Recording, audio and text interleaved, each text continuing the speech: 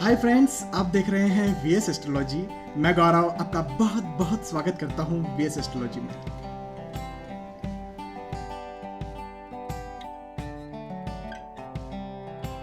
दोस्तों, आज के इस वीडियो में हम बात करेंगे केतु इन 12th हाउस। केतु आपकी कुंडली के 12वें घर या 12वें भाव में होंगे तो क्या फल देते हैं। दोस्तों, केतु के किसी भी निष्कर्ष पर पहुंचने से पहले उसकी आप डिग्री देख लें। केतु की डिग्री यदि 10 से 20 तक है तो ही वो अपने ज़्यादा फल देने के काबिल हो पाएंगे, चाहे उनके अच्छे फल हो चाहे बुरे फल हो। केतु या कोई भी और भी ग्रह हो, उनकी डिग्री जो 10 से लेकर 20 तक होती है तभी वो अपने ज़्यादा फल देने के काबिल होते हैं, चाहे उनके फल बुरे हों चाहे अच्छे फल हो। यदि उनकी डिग्री 10 से नीचे या 20 के ऊपर होती है, या फिर कहें 1 डिग्री के, 2 डिग्री के, 3 डिग्री या 27, 28, 29 डिग्री के, तो अपने ज़्यादा फल कोई भी ग्रह नहीं देते। तो केतु की डिग्री देख लें कि उनकी डिग्री कितनी है, उनकी डिग्री के अनुसार ही उनके फल ज़्यादा या कम होंगे। दूसरी बात दोस्तों, केतु की 3 दृष्टियां होती हैं, 5वीं, 7वीं और 9वीं। यदि आप जानना चाहते हैं कि दृष्टियां क्या होती है तो इस चैनल की प्लेलिस्ट एस्ट्रोलॉजी लेसन हिंदी में जाए, फर्स्ट 2 वीडियोस देखें, आपको एक बेसिक जानकारी मिल जाएगी। तीसरी बात दोस्तों, केतु के नाम से कई लोग डरते हैं और कई पाखंडी लोग केतु के नाम से लोगों को डराते हैं। एक्चुअली केतु से सिर्फ डरने की ज़रूरत नहीं होती है। केतु जो होते हैं वो मोक्ष के कारक माने जाते हैं। केतु व्यक्ति को परमात्मा में इतना लीन कर सकते हैं, व्यक्ति को वैरागी बना सकते हैं। वैरागी का अर्थ ये कि परमात्मा में लीन कर सकते हैं, सारी मोह माया को त्याग सकता है व्यक्ति केतु के प्रभाव से। तो केतु व्यक्ति को इतना महान बना सकते हैं, तो सिर्फ केतु से डरने की ज़रूरत नहीं होती है। ये बात भी कुछ और है। ये इस बात का दूसरा पहलू है कि केतु खराब फल भी देते हैं। केतु व्यक्ति को गुंडा, डाकू, पापी बना देते हैं। तो केतु के रिजल्ट में एक फ्लक्चुएशन होता है, ज़मीन आसमान का फ्लक्चुएशन आ जाता है।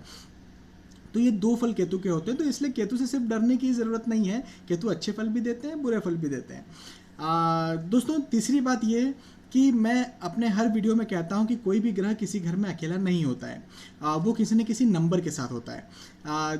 दोस्तों, नंबर राशियां होती हैं और उस राशि का भी बहुत बड़ा प्रभाव पड़ता है उस घर पर या उस ग्रह पर। लेकिन दोस्तों, केतु 12वें घर में किसी भी नंबर या किसी भी राशि के साथ हों, वो अच्छे प्रभाव नहीं देते, अच्छे प्रभाव कम देते हैं। तो केतु के 12वें घर में मैंने जो प्रभाव देखे हैं वो बुरे प्रभाव ही केतु देते हैं अपनी महादशा या अंतर्दशा में। क्या प्रभाव देते हैं वो अब हम बात करते हैं। एक बात और दोस्तों, कि कई मेरे सम्मानित दर्शक मुझे मेल करते हैं और वो चाहते हैं कि मैं उनकी कुंडली का एनालिसिस करूं। तो यदि आप भी अपनी कुंडली का एनालिसिस मुझसे करना चाहते हैं तो इस वीडियो की स्क्रीन पर मैंने अपना नंबर दिया हुआ है, आप चाहें तो मुझे कॉल कर सकते हैं और अपनी कुंडली का एनालिसिस मुझसे करवा सकते हैं। चलिए दोस्तों, अब बात करते हैं केतु 12th हाउस में क्या फल देते हैं इसकी। दोस्तों, जैसा मैंने बताया कि केतु 12th हाउस में किसी भी नंबर या किसी भी राशि के साथ हो, वो अपने अच्छे फल कम देते हैं या फिर बुरे फल देते हैं।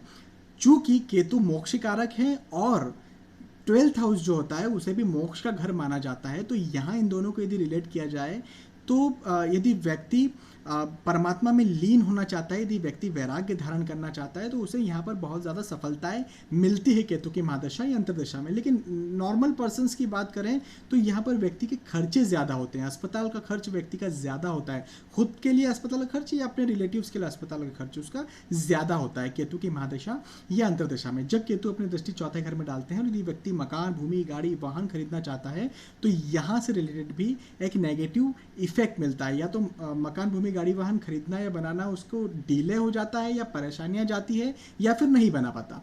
जब केतु अपनी दृष्टि 6ठे घर में डालते हैं और यदि व्यक्ति नौकरी कर रहा है तो उसे वहाँ पर भी एक नेगेटिव इफेक्ट होता है, वहाँ पर एक फ्लक्चुएशन चलता है, नौकरी छूटती है, लगती है, असंतुष्टता एक व्यक्ति की बनी रहती है नौकरी में केतु की महादशा या अंतर्दशा में।